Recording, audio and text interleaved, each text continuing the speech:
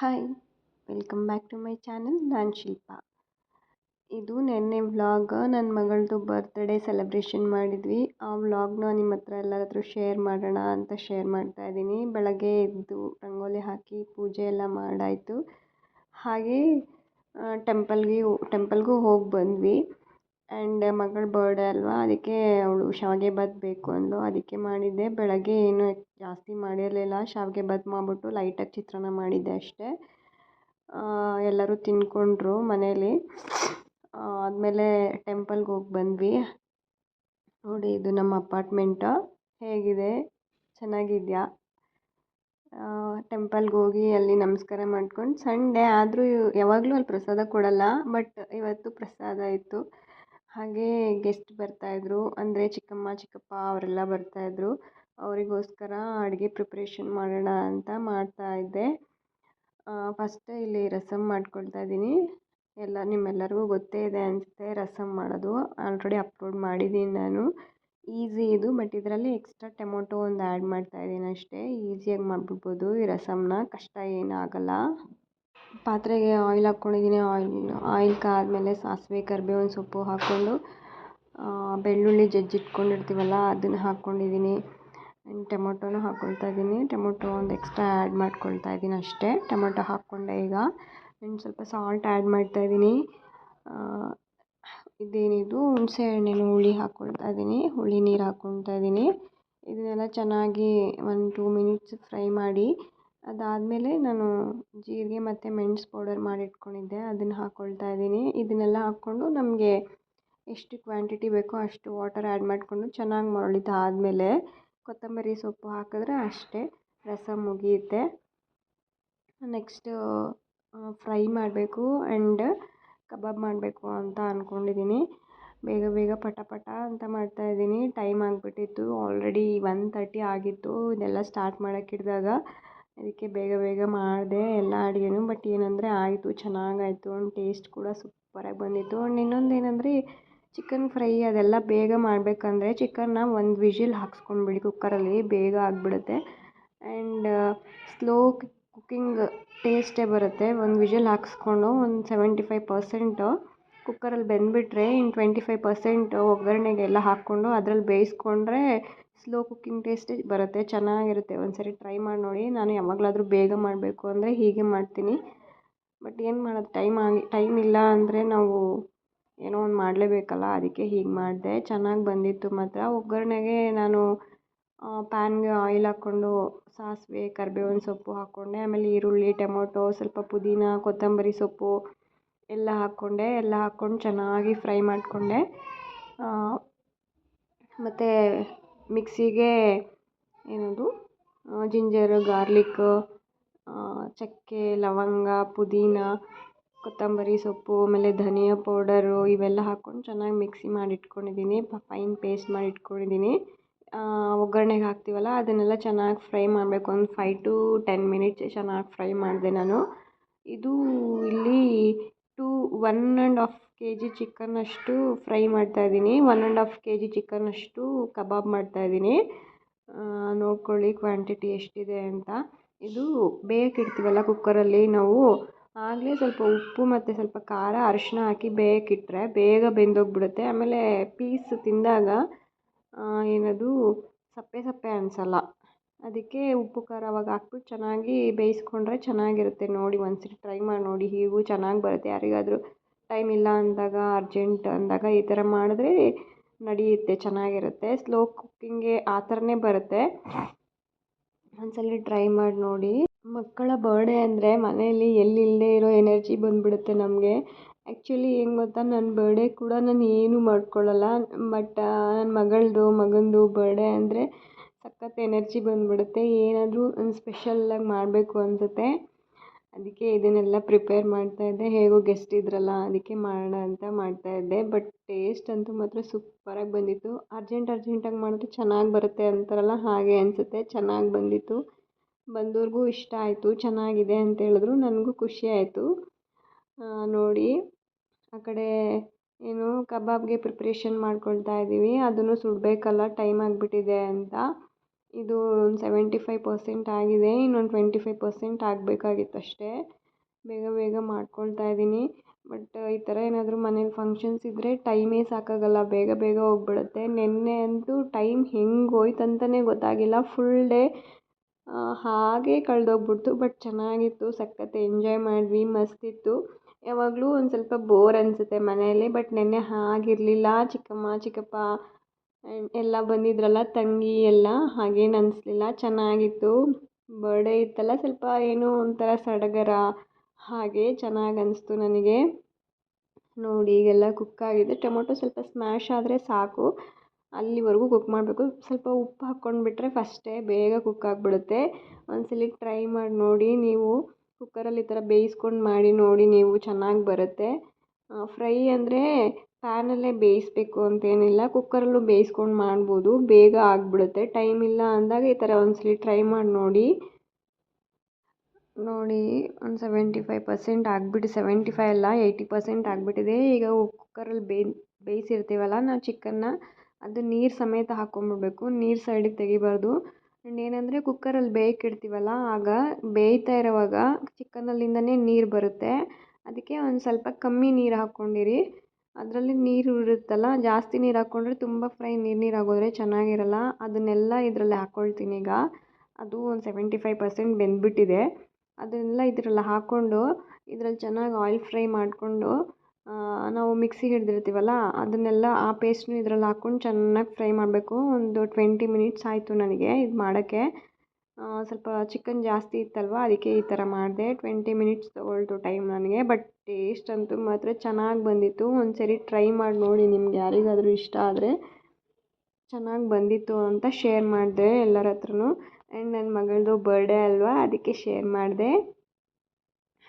And ಇನ್ನೊಂದು ವಿಷಯ ಏನಂದರೆ, ನನ್ನ ಮಗಳಿಗೆ ಏನೂ ಗಿಫ್ಟೇ ತಂದಿಲ್ಲ ನಾನು. ಈ ಪಾಪ ಅನಿಸ್ತು ನನಗೆ, ಹೋಗಿದ್ದೆ ತರೋಣ ಅಂತಲೇ, ಬಟ್ ಯಾವ ತೊಗೊಳೋದಕ್ಕೂ ನನಗೆ ಇಷ್ಟನೇ ಆಗಲಿಲ್ಲ. ಹೋಗ್ಲಿ ಗೋಲ್ಡ್ ಇಯರಿಂಗ್ಸ್ ಕೊಡೋಣ ಅಂದರೆ ಅದು ನೋಡೋಕ್ಕೆ ಹೋದ್ರೂ ಟೈಮ್ ಸಾಕಾಗಲಿಲ್ಲ. ಅದಕ್ಕೆ ನೆಕ್ಸ್ಟ್ ಟೈಮ್ ಯಾವಾಗಲಾದರೂ ನೋಡೋಣ ಅಂದ್ಬಿಟ್ಟು ಏನು ಈಗ ಸದ್ಯಕ್ಕೆ ಏನೂ ಗಿಫ್ಟ್ ಕೊಟ್ಟಿಲ್ಲ. ಬಟ್ ಕೊಡ್ತೀನಿ, ಸ್ವಲ್ಪ ಡಿಲೇ ಆದರೂ ಕೊಡ್ತೀನಿ. ಬರ್ತಡೇಗೆ ಕೊಡಬೇಕು ಅಂತ ಇತ್ತು, ಬಟ್ ಆಗಲಿಲ್ಲ. ಅಲ್ಲಿ ಹೋಗೋಣ ಹುಡ್ಕೋಣ ಏನಾದರೂ ಅಂದರೆ ನನ್ನ ಮಗ ಇಟ್ಕೊಂಡು ಓಡೋಕ್ಕಾಗಲ್ಲ, ಅವ್ನು ಸಿಕ್ಕಾಪಟ್ಟೆ ನಾಟಿ. ಎಲ್ಲಂದರೆ ಅಲ್ಲೇ ಓಡ್ತಾ ಇರ್ತಾನೆ. ಬಸ್ಸು ಎಲ್ಲ ವೆಹಿಕಲ್ಸ್ ಎಲ್ಲ ಓಡಾಡ್ತಾ ಇರುತ್ತೆ, ಭಯ ಆಗುತ್ತೆ ಅವ್ನು ರೋಡಲ್ಲಿ ಕರ್ಕೊಂಡು ಹೋಗೋಕ್ಕೆ. ಕೈ ಇಟ್ಕೊ ಅಂದರೂ ಇಟ್ಕೊಳ್ಳಲ್ಲ, ಬಿಡ್ಸ್ಕೊಂಡು ಓಡೋಗ್ತಾನೆ. ಅದಕ್ಕೆ ಭಯ ಆಗುತ್ತೆ ರೋಡಲ್ಲಿ ಕರ್ಕೊಂಡು ಹೋಗೋಕ್ಕೆ. ಅದಕ್ಕೆ ಹೋಗಿರಲಿಲ್ಲ. ಹಸ್ಬೆಂಡ್ ಇದ್ದರೆ ಮಾತ್ರ ಹೋಗೋದಷ್ಟೇ. ಅವ್ರಿಗೆ ಡ್ಯೂಟಿ ಅದು ಇದು ಅಂತ ಅವರು ಬ್ಯುಸಿ ಇದ್ದರು. ಅದಕ್ಕೆ ನಾನೇನು ಗಿಫ್ಟ್ ತಂದಿರಲಿಲ್ಲ. ನನಗೆ ಸ್ವಲ್ಪ ಹರ್ಟ್ ಆಯಿತು, ಅಯ್ಯೋ ತಂದಿಲ್ವಲ್ಲ ಈ ಸರಿ ಅಂತ. ಬಟ್ ತಂದು ಕೊಡ್ತೀನಿ, ನೋಡೋಣ ಏನು ಗಿಫ್ಟ್ ತೊಗೊಂಬಂದು ಕೊಡ್ತೀನಿ ಅಂತ. ನಾನು ಏನು ಪ್ಲ್ಯಾನ್ ಮಾಡ್ಕೊಂಡಿಲ್ಲ ಈ ಥರನೇ ಕೊಡಬೇಕು ಆ ಥರನೇ ಕೊಡಬೇಕು ಅಂತ. ನನಗೆ ಚಿಕ್ಕದು ಒಲೆ ಜುಮ್ಕಿ ಬರುತ್ತಲ್ಲ, ಇಯರಿಂಗ್ಸ್, ಆ ಥರ ಕೊಡೋಣ ಅಂತ ಅಂದ್ಕೊಂಡಿದ್ದೀನಿ. ಬಟ್ ಅವಳಿಗೇನು ಇಷ್ಟ ಆಗುತ್ತೋ ನೋಡೋಣ, ಅವಳನ್ನು ಕೇಳ್ತೀನಿ. ಅವಳು ಪಾಪ ಆ ಥರ ಎಲ್ಲ ಏನು ಇಷ್ಟಪಡಲ್ಲ. ನಾನು ಏನು ಕೊಟ್ಟರೆ ಅದು ತೊಗೊಳ್ತಾಳೆ. ಆ ಥರ ಅವಳು ಅದೇ ಬೇಕು ಇದೇ ಬೇಕು ಆ ಥರ ಎಲ್ಲ ಕೇಳಲ್ಲ. ಆ್ಯಂಡ್ ಏನಂದರೆ ಅವಳು ಒಂಥರ ಸಾಧು ಥರ. ಅದಕ್ಕೆ ನನಗೆ ಅವಳು ಏನು ಬೇಕು ಅಂದರೂ ನನಗೆ ಕೊಡಿಸಲ್ಲ ಅಂತ ಹೇಳೋಕ್ಕೆ ಇಷ್ಟ ಆಗಲ್ಲ. ಅವಳು ಏನು ಕೇಳಿದ್ರು ಕೊಡಿಸ್ಬಿಡ್ತೀನಿ. ಬಟ್ ಎಲ್ಲ ಹೇಳ್ತಾರೆ, ಮಕ್ಳು ಕಷ್ಟ ಗೊತ್ತಾಗಬೇಕು ಅದು ಇದು ಅಂತೆಲ್ಲ. ಅಫ್ಕೋರ್ಸ್ ಗೊತ್ತಾಗಬೇಕು, ಹೇಳ್ತಾನೂ ಇರಬೇಕು ಮಕ್ಕಳಿಗೆ, ನಮ್ಗೆ ಆ ಥರ ಕಷ್ಟ ಇದೆ ಈ ಥರ ಕಷ್ಟ ಇದೆ. ಕಷ್ಟ ಇಲ್ಲದೆ ಯಾರಿಗೂ ಇರಲ್ಲ. ಇರೋದನ್ನು ಮಕ್ಳ ಹತ್ರ ಎಕ್ಸ್ಪ್ರೆಸ್ ಮಾಡ್ತಾ ಇರಬೇಕು. ಆಗಾಗ ಅವ್ರಿಗೂ ಗೊತ್ತಾಗಬೇಕು ಅಪ್ಪ ಅಮ್ಮ ಕಷ್ಟದಲ್ಲಿದ್ದಾರೆ ಅಂತ. ಅದನ್ನು ಮಾಡ್ತೀನಿ. ಬಟ್ ಏನಾದರೂ ಕೇಳಿದಾಗ ನಮ್ಮ ಕೈಯಲ್ಲಿ ಎಷ್ಟಾಗುತ್ತೋ ಅಷ್ಟರಲ್ಲಿ ಪ್ರಯತ್ನ ಪಡ್ತೀನಿ ಅಷ್ಟೇ ನಾನು. ಅಂದರೆ ತುಂಬ ಏನು ಕಾಸ್ಟ್ಲಿ ಗಿಫ್ಟ್ಸ್ ಎಲ್ಲ ಕೊಡ್ಸೋಕ್ಕಾಗಲ್ಲ. ನಾವು ನಮ್ಮ ಹತ್ರ ಇರಬೇಕಲ್ವ, ಅಷ್ಟೊಂದೆಲ್ಲ ಕೊಡ್ಸೋಕ್ಕೆ ಆಗಲ್ಲ ಅಂತ ತುಂಬ ಕಾಸ್ಟ್ಲಿದೆಲ್ಲ ಏನು ಕೊಡಿಸಲ್ಲ. ನನ್ನ ಕೈಯಲ್ಲಿ ಏನಾಗುತ್ತೆ, ನನ್ನ ಕೈಯಲ್ಲಿ ಎಷ್ಟಾಗುತ್ತೆ ಅಷ್ಟರಲ್ಲೇ ಹೋಗ್ತೀನಿ ನಾನು. ನೋಡಿ ಈಗ ಸಾಂಬಾರು ಪೌಡರ್ ಹಾಕ್ಕೊಂಡೆ, ಸಾಂಬಾರು ಪೌಡರ್ ಅಲ್ಲ ಸಾರಿ, ಏನು ಚಿಲ್ಲಿ ಪೌಡರ್ ಹಾಕ್ಕೊಂಡೆ. ಆ್ಯಂಡ್ ನೆಕ್ಸ್ಟ್ ಉಪ್ಪು ಹಾಕ್ಕೊಂಡೆ. ಉಪ್ಪು ಸಾಕಾಗಿರಲಿಲ್ಲ, ಅದಕ್ಕೆ ಉಪ್ಪು ಹಾಕ್ಕೊಂಡು ಎಲ್ಲ ಚೆನ್ನಾಗಿ ಮಿಕ್ಸ್ ಮಾಡ್ಕೊಳ್ಳಿ. ಎಲ್ಲ ಮಿಕ್ಸ್ ಮಾಡ್ಕೊಂಡು ಆಲ್ಮೋಸ್ಟ್ ಆಗಿಬಿಟ್ಟಿದೆ, 95% ಆಗಿಬಿಟ್ಟಿದೆ ಇದು. ಟೈಮ್ ಆಗಿಬಿಟ್ಟಿತ್ತು ಅಂತ ಅರ್ಜೆಂಟಾಗಿ ಮಾಡಿದ್ದಾಯಿತು. ಇನ್ನು ಕೆಲವು ಪೇರೆಂಟ್ಸ್ ಏನು ಮಾಡ್ತಾರೆ ಅಂದರೆ ನಮ್ಮ ಕಷ್ಟ ಮಕ್ಳಿಗೆ ಗೊತ್ತಾಗಬಾರ್ದು ಅಂತ ತುಂಬ ಟ್ರೈ ಮಾಡ್ತಾರೆ. ಬಟ್ ನನ್ನ ಒಪಿನಿಯನ್ ಏನಂದರೆ ಕಷ್ಟ ಮಕ್ಳಿಗೆ ಗೊತ್ತಾಗಬೇಕು. ಪೇರೆಂಟ್ಸ್ ಏನು ಕಷ್ಟಪಡ್ತಾ ಇದ್ದಾರೆ ಅಂತ ಅವ್ರಿಗೆ ಗೊತ್ತಾದ್ರೇ ಅವರು ಒಂದು ಸ್ವಲ್ಪ ಅಪ್ಪ ಅಮ್ಮ ಕಷ್ಟಪಡ್ತಾ ಇದ್ದಾರೆ, ನಾವು ಹೇಗಂದರೆ ಖರ್ಚು ಮಾಡಬಾರ್ದು, ಚೆನ್ನಾಗಿ ಓದಬೇಕು, ಕಾಸ್ಟ್ಲಿದೆಲ್ಲ ಏನೇನೋ ಕೇಳಬಾರ್ದು ಆ್ಯಂಡ್ ಅನ್ವಾಂಟೆಡ್ ಇರೋದೆಲ್ಲ ಕೇಳಬಾರ್ದು ಆ ಥರ ಅವರು ಅರ್ಥ ಮಾಡ್ಕೊಳ್ತಾರೆ. ಒಂದಷ್ಟು ದಿನ ಹಠ ಮಾಡ್ಬೋದು, ಒಂದು ಸ್ವಲ್ಪ ಬುದ್ಧಿ ಬಂದಮೇಲೆ ಅವರು ಅರ್ಥ ಮಾಡ್ಕೊಳ್ತಾರೆ. ನನ್ನ ಒಪಿನಿಯನ್ ಏನಂದರೆ ಪೇರೆಂಟ್ಸ್ ಏನು ಕಷ್ಟಪಡ್ತಾ ಇದ್ದಾರೆ ಅಂತ ಮಕ್ಳಿಗೂ ಗೊತ್ತಾಗಬೇಕು ಅನ್ನೋದು ನನ್ನ ಒಪಿನಿಯನ್. ಅಫ್ಕೋರ್ಸ್ ಒಬ್ರೊಬ್ರದ್ದು ಒಪಿನಿಯನ್ ಒಂದೊಂದು ಥರ ಡಿಫ್ರೆಂಟಾಗಿರುತ್ತೆ, ನನ್ನ ಥರನೇ ಇರಬೇಕು ಅಂತೇನಿಲ್ಲ. ಬಟ್ ಇದು ನನ್ನ ಒಪಿನಿಯನ್. ನಿಮ್ಮ ಒಪಿನಿಯನ್ ಹೇಗಿರುತ್ತೆ ಅಂತ ನನ್ನ ಕಮೆಂಟಲ್ಲಿ ಹೇಳಿ. ಇದು ನಿಜ ಅಲ್ವಾ, ಈ ಥರ ಇರಬೇಕು ಅಂತ ಎಕ್ಸ್ಪೆಕ್ಟ್ ಮಾಡೋದು ನಿಜ ಅಲ್ವಾ, ಕಮೆಂಟಲ್ಲಿ ಹೇಳಿ. ಆ್ಯಂಡ್ ಅಟ್ ಲಾಸ್ಟ್ ಉಪ್ಪು ಸಾಕಾಗಿರಲಿಲ್ಲ, ಇನ್ನೂ ಸ್ವಲ್ಪ ಉಪ್ಪು ಹಾಕಿದೆ. ಆಮೇಲೆ ಲಾಸ್ಟ್ಗೆ ನಾನು ಸ್ವಲ್ಪ ಕೊತ್ತಂಬರಿ ಸೊಪ್ಪು, ಸ್ವಲ್ಪ ಪುದೀನ ಕಟ್ ಮಾಡ್ಕೊಂಡು ಚೆನ್ನಾಗಿ ಅದನ್ನು ಚೆನ್ನಾಗಿ ವಾಶ್ ಮಾಡಿಬಿಟ್ಟು ಕಟ್ ಮಾಡಿಕೊಂಡು ಅದನ್ನು ಲಾಸ್ಟಲ್ಲಿ ಇನ್ನೇನು ಇಳಿಸ್ತೀನಿ ಇನ್ನೊಂದು 2-3 ಮಿನಿಟ್ಸ್ಗೆ ಅಂದಾಗ ಅದನ್ನು ಹಾಕಿದೆ. ಟೇಸ್ಟ್ ಚೆನ್ನಾಗಿ ಬಂದಿತ್ತು. ಬಂದಿದ್ದವರೆಲ್ಲ ಚೆನ್ನಾಗಿದೆ ಅಂತ ಹೇಳಿದ್ರು. ಸಖತ್ ಖುಷಿ ಆಯಿತು ನನಗೂ ಮಾಡಿದ್ದಕ್ಕೆ. ಬಟ್ ಅಡುಗೆ ಮನೆಯಲ್ಲಿ 3-4 ಅವರ್ಸ್ ನಿಂತು ಮಾಡೋದು ಅಂದರೆ ಸಖತ್ ಕಷ್ಟ ಅಲ್ವಾ. ನನಗೂ ನೆನ್ನೆ ಕಾಲೆಲ್ಲ ಫುಲ್ ಪೇಯ್ನ್ ಬಂದುಬಿಟ್ಟಿತ್ತು. ಯಾವಾಗಲೂ ಮಾಡಲ್ಲ ಅಲ್ವಾ, ಯಾವಾಗಲೋ ಒಂದು ಸರಿ ಮಾಡ್ತೀವಲ್ಲ ಈ ಥರ. ಪೇಯ್ನ್ ಆದ್ರೂ ಏನೋ ಒಂಥರ ಖುಷಿ, ನನ್ನ ಮಗಂದು ಬರ್ಡೇ ಅನ್ನೋ ಖುಷಿಯಲ್ಲಿ ಮಾಡಿಬಿಡ್ತೀವಿ ಅಷ್ಟೇ. ಆ್ಯಂಡ್ ಇನ್ನೊಂದು ಏನು ಗೊತ್ತಾ, ನನ್ನ ಮಗಳಿಗೆ 10 ಇಯರ್ಸ್ ಕಂಪ್ಲೀಟ್ ಆಯಿತು. ಸೊ 10 ಇಯರ್ಸ್ ಕಂಪ್ಲೀಟ್ ಆಗಿದ್ದಕ್ಕೆ ಸ್ವಲ್ಪ ಸ್ಪೆಷಲ್ಲಾಗಿರಲಿ ಅಂತ ಈ ಸರಿ ಬಾರ್ಬಿ ಕೇಕ್ನ ಆರ್ಡ್ರ್ ಮಾಡಿದ್ವಿ. ಅದು ಚೆನ್ನಾಗಿ ಬಂದಿತ್ತು, ಸೂಪರಾಗಿ ಬಂದಿತ್ತು ಕೇಕ್ ಅಂತೂ ಮಾತ್ರ. ಟೇಸ್ಟು ಚೆನ್ನಾಗಿತ್ತು, ಸಖತ್ ಎಂಜಾಯ್ ಮಾಡಿದ್ವಿ ನೆನ್ನೆ ಎಲ್ಲ. ಒಂದಷ್ಟು ರಾ ಮೂಮೆಂಟ್ಸ್ ಇರುತ್ತೆ, ಅದನ್ನೆಲ್ಲ ಕ್ಯಾಪ್ಚರ್ ಮಾಡೋಕ್ಕಾಗಲ್ಲ ಯಾವಾಗಲೂ ಕ್ಯಾಮ್ರಾ ಇಟ್ಬಿಟ್ಟು. ಸೊ ಕೆಲವೊಂದು ನಾನು ವೀಡಿಯೋ ಕ್ಲಿಪ್ಪಿಂಗ್ಸ್ ತೊಗೊಳ್ಳಿಲ್ಲ, ಸಾರಿ. ಅದಕ್ಕೆ ನನ್ನ ಕೈಯಲ್ಲಿ ಎಷ್ಟಾಗುತ್ತೆ ಅಷ್ಟು ವೀಡಿಯೋ ಮಾಡಿದೆ ಅಷ್ಟೇ. ಆ್ಯಂಡ್ ಏನಂದರೆ ಎಲ್ಲ ಕೆಲಸ ಇರೋದ್ರಿಂದ ಈ ಥರ ಸ್ವಲ್ಪ ಗೆಸ್ಟ್ ಇದ್ದಾಗ ಎಲ್ಲ ಮಾಡಬೇಕು, ವೀಡಿಯೋ ಮಾಡಬೇಕು ಅಂದರೆ ಆಗಲ್ಲ. ಯಾಕೆ ಅಂದರೆ ಕೆಲಸ ಜಾಸ್ತಿ ಇರುತ್ತೆ, ಆ ಕಡೆ ನೋಡಬೇಕು, ಈ ಕಡೆ ಡೆಕೋರೇಷನ್ದು ಅದು ಇದು ನೋಡಬೇಕು ಅಂತ ಎಲ್ಲ ಕಡೆನೂ ಮಾಡೋಕ್ಕಾಗಿಲ್ಲ ನನಗೆ. ಬಟ್ ಸಾರಿ ಅದಕ್ಕೆ. ಚೆನ್ನಾಗಿ ಎಂಜಾಯ್ ಮಾಡಿದ್ವಿ ನಾವು. ನೋಡಿ ಇಲ್ಲಿ ಪ್ರಿಪೇರ್ ಆಗೇ ಹೋಯ್ತು ಫ್ರೈ. ಹೇಳಿದ್ನಲ್ಲ ಆಗಲೇ ಲಾಸ್ಟ್ಗೆ ಸ್ವಲ್ಪ ಪುದೀನ, ಒಂದು ಸ್ವಲ್ಪ ಕೊತ್ತಂಬರಿ ಸೊಪ್ಪು ಕಟ್ ಮಾಡ್ಕೊಂಡು ಹಾಕಿ 1-2 ಮಿನಿಟ್ಸ್ ಸ್ವಲ್ಪ ಮಿಕ್ಸ್ ಮಾಡಿಬಿಟ್ರೆ ಮುಗೀತು ಅಷ್ಟೇ, ಆಗೇ ಹೋಯ್ತು ಫ್ರೈ. ಆ್ಯಂಡ್ ನೆಕ್ಸ್ಟು ಕಬಾಬ್ ಮಾಡಬೇಕಿತ್ತು. ಕಬಾಬ್ಗೂ ಎಲ್ಲ ಮಿಕ್ಸ್ ಮಾಡಿ ಫ್ರಿಡ್ಜಲ್ಲಿ ಇಟ್ಬಿಟ್ಟಿದ್ದೆ. ಅದೊಂದು 1 ಅವರ್ ಸ್ವಲ್ಪ ಫ್ರಿಡ್ಜಲ್ಲಿದ್ದರೆ ಸ್ವಲ್ಪ ಸಾಫ್ಟಾಗಿ ಬರುತ್ತೆ, ಪೀಸ್ ಕಬಾಬ್ ಚೆನ್ನಾಗಿರುತ್ತೆ ಟೇಸ್ಟ್ ಅಂತ. ಅದಕ್ಕೆ ಮಿಕ್ಸ್ ಮಾಡಿ ಇಟ್ಬಿಟ್ಟೆ. ಅಂದರೆ ಆಲ್ರೆಡಿ ಮಾಡಿ ತೋರಿಸಿದ್ದೀನಿ, ನಾನು ವೀಡಿಯೋ ಹಾಕಿದ್ದೀನಿ, ಬೆಳ್ಳುಳ್ಳಿ ಕಬಾಬ್ ಅಂತ, ಅದೇ ಮಾಡಿದ್ದು. ಚಿಕ್ಕಪ್ಪ ಅವರೆಲ್ಲ ಬಂದಿದ್ರಲ್ಲ, ಚೆನ್ನಾಗಿರುತ್ತೆ, ಅವ್ರಿಗೂ ಖುಷಿ ಆಗುತ್ತೆ ಅಂತ ಆ ಥರನೇ ಮಾಡಿದ್ದೆ. ಏನಿಲ್ಲ, ಮಿಕ್ಸಿಗೆ ಚಕ್ಕೆ, ಲವಂಗ ಆ್ಯಂಡ್ ಬೆಳ್ಳುಳ್ಳಿ, ಶುಂಠಿ, 4 ಮೆಣಸಿನ್ಕಾಯಿ ಹಾಕ್ಕೊಂಡಿದ್ದೆ. ಇದನ್ನೆಲ್ಲ ಚೆನ್ನಾಗಿ ಪೇಸ್ಟ್ ಮಾಡಿಕೊಂಡು ವಾಶ್ ಮಾಡಿ ಇಟ್ಕೊಂಡಿರೋ ಚಿಕನ್ಗೆ 2 ಮೊಟ್ಟೆ ಹಾಕ್ಕೊಂಡಿದ್ದೆ. 2 ಮೊಟ್ಟೆ ಜೊತೆಗೆ ಈ ಪೇಸ್ಟ್ನ ಎಲ್ಲ ಮಿಕ್ಸ್ ಮಾಡಿಬಿಟ್ಟು ಇನ್ನು ಸ್ವಲ್ಪ ಉಪ್ಪು ಖಾರ ಹಾಕಿ ಚೆನ್ನಾಗಿ ಮಿಕ್ಸ್ ಮಾಡಿಬಿಟ್ಟು ಒಂದು 1 ಅವರ್ ಫ್ರಿಡ್ಜಲ್ಲಿ ಇಟ್ಬಿಟ್ಟಿದ್ದೆ. ಚೆನ್ನಾಗಿ ಕಬಾಬೂ ಸೂಪರಾಗಿ ಬಂತು, ಚೆನ್ನಾಗಿತ್ತು. ನೋಡಿ ಆಯಿಲ್ ಹಾಕಿ ಕಬಾಬ್ ಹಾಕೇ ಬಿಟ್ಟೆ, ಕಬಾಬೂ ಮುಗೀತು. ಅಂದರೆ ಹಾಕ್ತಾ ಹಾಗೆ ಕೊಟ್ಬಿಟ್ಟೆ ಕಬಾಬ್ನ, ಬಿಸಿ ಬಿಸಿ ಆದರೆ ಚೆನ್ನಾಗಿರುತ್ತೆ ತಿನ್ನೋಕ್ಕೆ ಅಂತ. ಚೆನ್ನಾಗಿ ಬಂದಿತ್ತು, ಟೇಸ್ಟ್ ಅಂತೂ ಮಾತ್ರ ನೀವು ಟ್ರೈ ಮಾಡಿ ನೋಡಿ ಒಂದು ಸರಿ. ನಾನಿಲ್ಲಿ ಅಡುಗೆ ಪ್ರಿಪೇರ್ ಮಾಡ್ತಾಯಿದ್ದೆ. ಆ್ಯಂಡ್ ಹಾಲಲ್ಲಿ ನನ್ನ ತಂಗಿ ನನ್ನ ತಮ್ಮ ಡೆಕೋರೇಷನ್ ಹೇಗೆ ಮಾಡಬೇಕು ಅಂತೆಲ್ಲ ಡಿಸ್ಕಷನ್ ಮಾಡ್ತಾಯಿದ್ರು. ಇಲ್ಲಿ ಮಾಡ್ತಾ ಹಾಗೆ ಒಂದೊಂದು 5 ಮಿನಿಟ್ಸ್ ಹೋಗೋದು, ಅಲ್ಲಿ ನೋಡೋದು, ಮತ್ತೆ ಬರೋದು, ಮತ್ತೆ ಮಾಡೋದು, ಇದು ನಡೀತಾ ಇತ್ತು ಮನೆಯಲ್ಲಿ. ಅವರು ಬಲೂನ್ಸ್ ಎಲ್ಲ ಬ್ಲೋ ಮಾಡ್ತಾಯಿದ್ರು. ಅಂದರೆ ನಾನು ಈ ಸರಿ ರೆಡ್ ಆ್ಯಂಡ್ ವೈಟ್ ಥೀಮಲ್ಲಿ ತೊಗೊಂಡಿದ್ದೆ. ಅವಳಿಗೆ ಡ್ರೆಸ್ಸು ರೆಡ್ಡು ಮತ್ತು ವೈಟ್ ಸಿಕ್ತು, ಅವಳು ಆ ಡ್ರೆಸ್ಸೇ ಇರಲಿ ಅಂತ ಹೇಳಿದ್ಲು, ಅದಕ್ಕೆ ಅದನ್ನೇ ತೊಗೊಂಡು ಬಲೂನ್ಸು ಅಷ್ಟೇ ರೆಡ್ ಆ್ಯಂಡ್ ವೈಟ್ ಥೀಮಲ್ಲೇ ಮಾಡೋಣ ಅಂತ ಮಾಡಿದ್ದು. ಅವರು ಬ್ಲೋ ಮಾಡ್ತಾಯಿದ್ರು. ನನ್ನ ತಮ್ಮನೇ ಹೇಳ್ದ ಈ ಥರನೇ ಮಾಡೋಣ ಅಂತ. ಸೊ ಅವನು ಹೇಳ್ದಾಗೆ ಡಿಸೈನ್ ಮಾಡಿದರು. ಬಟ್ ಚೆನ್ನಾಗಿ ಬಂದಿತ್ತು ಡಿಸೈನೂ. ಸಾಕು ಅಷ್ಟು ಮಾತ್ರ ಮನೇಲಿ ಮಾಡೋಕ್ಕೆ. ದಟ್ಸ್ ಓಕೆ, ನಡೆಯುತ್ತೆ. ಚೆನ್ನಾಗಿ ಅನಿಸ್ತು ನನಗೂ. ನೋಡಿ ಇಲ್ಲಿ ಒಂದು 50-50 ಆಗೇ ಹೋಗಿದೆ ಕಬಾಬು. ಆ್ಯಂಡ್ ಇನ್ನೊಂದು ಏನಂದರೆ ನನ್ನ ತಂಗಿ ಮತ್ತು ನನ್ನ ತಮ್ಮ ಬಂದಿರಲಿಲ್ಲ ಅಂದಿದ್ದಿದ್ರೆ ನಾನು ಅಡುಗೆ ಮಾಡಬೇಕು ಮತ್ತು ಇಲ್ಲಿ ಡೆಕೋರೇಷನ್ ಮಾಡಬೇಕು, ಇದೆಲ್ಲ ನನಗೆ ಕಷ್ಟ ಆಗಿಬಿಡ್ತಾಯಿತ್ತು. ಅವ್ರು ಬಂದಿದ್ದಕ್ಕೆ ನನಗೂ ಸ್ವಲ್ಪ ಈಸಿ ಆಯಿತು. ಥ್ಯಾಂಕ್ ಯು ಸೋ ಮಚ್ ಅವರಿಗೆ. ಆ್ಯಂಡ್ ನನ್ನ ತಂಗಿ ಏನಾದರೂ ಕೇಳಿಸ್ಕೊಂಡ್ರೆ ಮತ್ತೆ ಫೋನ್ ಮಾಡಿಬಿಟ್ಟು ಬೈತಾಳೆ, ಥ್ಯಾಂಕ್ಸ್ ಹೇಳ್ತೀಯಾ ಅಂತ. But that's okay. ನಮಗೇನಾದರೂ ಒಬ್ಬರಿಂದ ಒಳ್ಳೆಯದಾದರೆ, ಸಹಾಯ ಆದರೆ ಅದನ್ನು ನೆನೆಸ್ಕೊಳ್ಳೋದು ನನಗಿಷ್ಟ.